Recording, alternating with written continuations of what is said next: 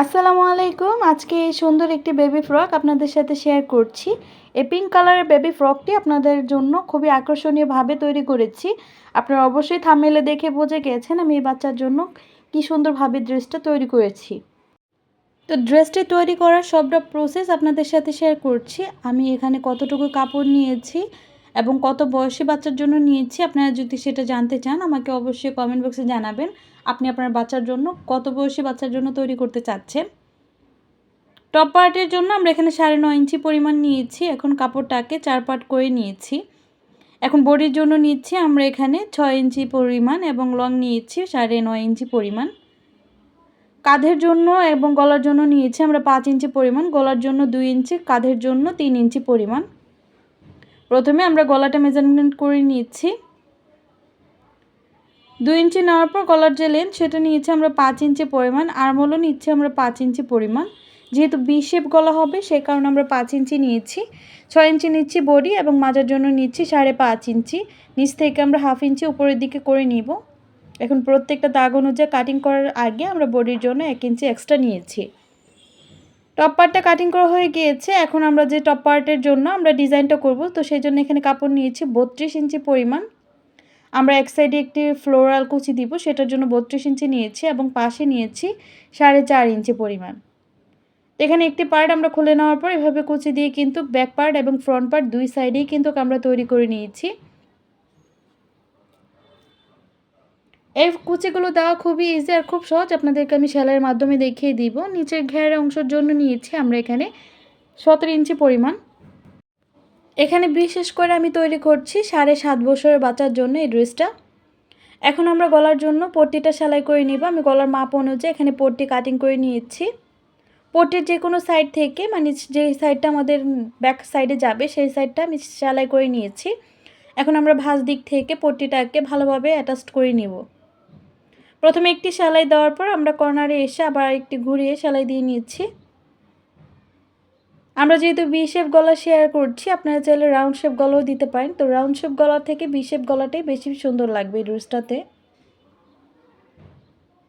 গলার পট্টিটাকে আমরা উল্টে এটার উপর থেকে একটি সেলাই দিয়ে নিচ্ছি। তারপর এটা আমরা ব্যাক পার্টে উল্টে নিয়েছি। ব্যাক পার্টে আমরা সাইড থেকে আবার সেলাই দিয়ে দিচ্ছি। ভি শেপ গলাটা তৈরি হয়ে যাওয়ার পর দুইটা গলার অংশ আমরা একসাথে নিয়ে কাঁধের অংশগুলোকে জয়েনিং করে নিব। কাঁধের অংশগুলোকে জয়েনিং করার সময় অবশ্যই খেয়াল রাখবেন দুই সাইড যাতে সেম মেজারমেন্টে কাঁধের অংশ সেলাই করা হয়। এই সেলাইটা দেওয়ার পর আমরা হাতের সাহায্যে কাঁধের অংশগুলোকে সমান করে নিচ্ছি। আমরা এখানে ভি শেপ করে সেলাই দেওয়ার পর এক সাইড থেকে চক দিয়ে ধরে আমরা পট্টিটা চারো সাইড থেকে ধরে এভাবে সেলাইটা দিয়ে দিচ্ছি, বা চক দিয়ে আমরা মেজারমেন্ট করে নিচ্ছি কীভাবে কোন জায়গায় সেলাইটা বসবে।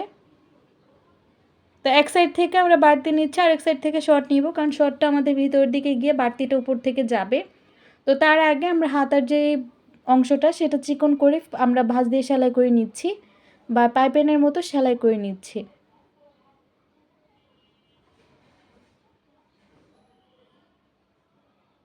দুই সাইডে হাতা সেলাই করার পর আমরা পট্টিটার যে কোনো এক সাইড থেকে মানে বডি 4 ইঞ্চিতে যেটা আমরা কাটিং করে রেখেছিলাম দুই সাইড থেকে আমরা এভাবে রাউন্ড করে নিয়েছি এবং একটি সাইড থেকে আমরা একটা ভাঁজ দিয়ে সেলাই করে নিচ্ছি। তারপর আবার একটি সেলাই দিয়ে আমরা ডাবল সেলাই দিয়ে ওটা সেলাই করে নিয়েছি। এখন সমান সাইডটাতে আমরা কুচি দিয়ে নিব।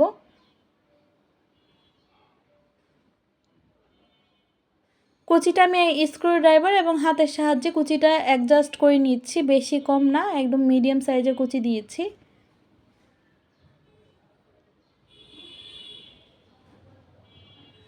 এভাবে কুচি দিলে আপনার নিডেলের সুই আপনার হাতে গেঁথে যাওয়ার সম্ভাবনা খুবই কম থাকবে। সেফলি হাতে কিন্তু সেলাইটা দিতে পারবেন। তো আমরা কিন্তু সেলাইটা দিয়ে নিয়েছি। এখন আমাদের যে পট্টিটা সেলাই করে নিব, আমি খুবই দুঃখিত এখানে ক্যামেরাটা ঘোলা হয়ে গিয়েছে। নিচ থেকে আমি 2 ইঞ্চির মতো কাপড় নিয়েছি, কাপড় পাশ নিয়েছি 2 ইঞ্চি এবং পট্টিটা নিচ থেকে দিয়ে আমরা উপরে কুচির অংশটা রেখে সেলাইটা দিয়ে নিয়েছি। এই সেলাইটা দেওয়ার পর আমরা পট্টিটাকে ঘুরিয়ে নিব। তো তার আগে পট্টির অংশ বাড়তি অংশটা কেটে দিয়েছি। এখন সেলাইয়ের উপর অংশ থেকে হাতের সাহায্যে সমান করে নিয়েছি। তারপর উপর থেকে একটি সাইড আমরা ফোল্ড করে নিয়ে তারপর কিন্তু সেলাইটা দিব। তো সেই ক্ষেত্রে আপনাদেরকে দেখিয়ে দিচ্ছি। পটির অংশটা আমরা ভাঁজ দিয়ে কিন্তু সেলাইটা উপরে ফেলে দিয়েছি। তারপর ওই সেলাইটার উপর থেকে একেবারে আমরা সেলাইটা দিব বেল্টের উপর থেকে। বেলটা আমরা চিকন করে ভাঁজ দিয়ে সেলাইটার উপরে ফেলেছি, এভাবে হাতের সাহায্যে সমান করে নিচ্ছি।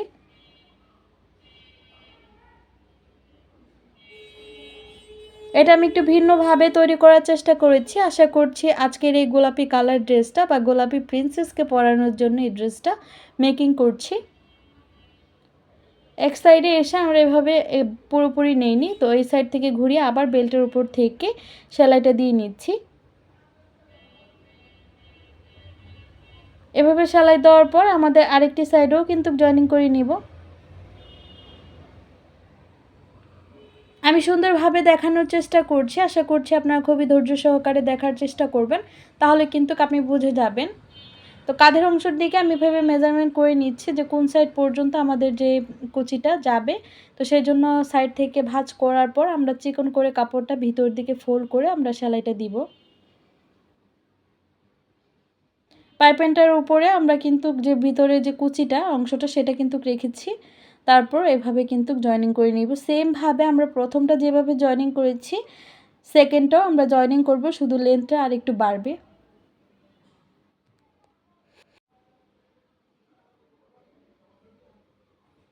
এখানে কিন্তু এক্সট্রাভাবে কোনো কুঁচকে যাওয়ার সম্ভাবনাই নেই।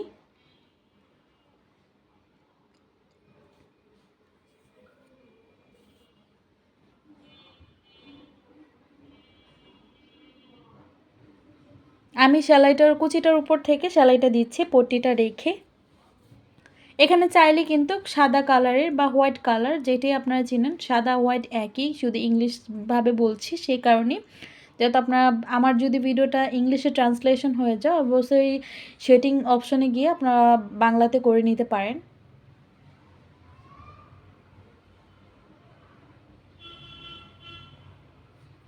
ভালোভাবে পাইপিংটার সাইড থেকে আবার আরেকটি সেলাই দিয়ে নিচ্ছি। এই সেলাইটা দেওয়ার শেষে আমরা আবার ফ্লোরাল যে জায়গাটা থেকে এভাবে সেলাই দিয়ে আটকে নিয়েছি, মানে কুচির সাইডটা থেকে। তো দুই সাইডের কুচিটা আমরা জয়েনিং করে নিয়েছি। আমি জানি না ক্যামেরাতে কেন এটা রেড কালার বারবার দেখাচ্ছে। এখন বডি মেজারমেন্টটা দেওয়ার সময় অবশ্যই খেয়াল রাখবেন কুচিটার উপরে যাতে কোনো সেলাই না পড়ে।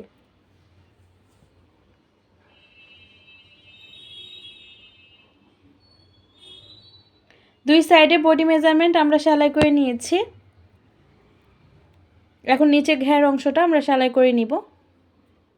নিচে ঘের অংশটা সেলাই করে নিচ্ছি। তো কুচিগুলো আমরা মাজার সাথে অ্যাডজাস্টেবল করে নিচ্ছি।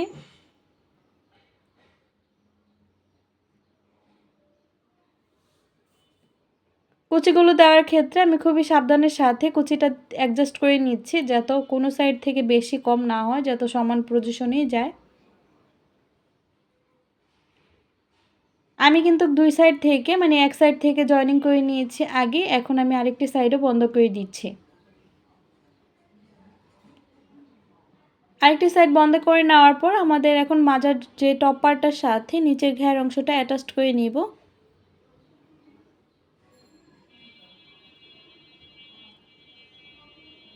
তো এখন টপ পার্টটার সাথে আমরা পুরোভাবে ভালোভাবে এটাকে অ্যাটাচড করে নিচ্ছি। সাইডগুলো মানে ফাড়া অংশগুলো আমরা বডির যেই সাইড ফাড়া অংশ সেটার সাথে সেলাইটা করে আমরা আরেক সাইডের সাইড ফাড়া পর্যন্ত মিলিয়ে দিব। আমার আজকের ভিডিওটি যদি আপনাদের কাছে ভালো লেগে থাকে অবশ্যই আমার ভিডিওটিতে like, comment, share and subscribe করতে ভুলবেন না। আর ভিডিওটি কেমন লাগলো সেটাও আমাকে কমেন্ট বক্সে জানিয়ে দিবেন। ভালো লাগলে আমার চ্যানেলটির সাথে সাবস্ক্রাইব করে সাথেই থাকবেন। আপনারা যারা আমার কাছে কমেন্ট করেন যে আপু প্রিন্টেড কাপড় তো সেম টু সেম পাই না, তো আপনারা এক কালার কাপড় দিয়েও কিন্তু অন্য কালার প্রিন্টেড কাপড় দিয়েও বানাতে পারেন।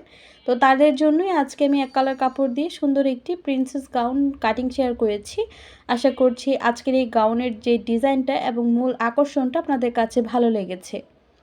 এখন আমি আমার বাচ্চার জন্য যতটুকু লেন্থ রাখবো ততটুকুই আমি ভিতর থেকে নিচের যে দামানের পোর্শনটা মোটা করে আমি সেলাই করে নিচ্ছি, যাতে ওর ক্ষেত্রে বেশি লং না হয়ে যায়। আমি বেশিরভাগই আমার বাচ্চাদেরকে লং ফ্রক পরাতে পছন্দ করি এবং স্বাচ্ছন্দ্য বোধ করি।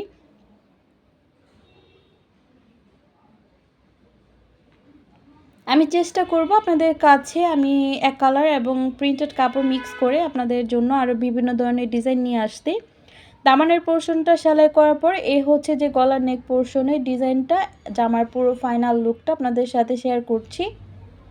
আমি এখানে পিঙ্ক কালার কাপড় দিয়ে সেলাই করেছি, আপনারা চাইলে রেড কালার কাপড় দিয়েও কিন্তু সেলাই করতে পারেন। আমি কিছুদিনের মধ্যে আপনাদের সাথে রেড কালার কাপড় দিয়েও বিভিন্ন ধরনের ডিজাইন নিয়ে আসব। আজকের মতো এখানে বিদায় নিব। আল্লাহ হাফেজ, আসসালামু আলাইকুম।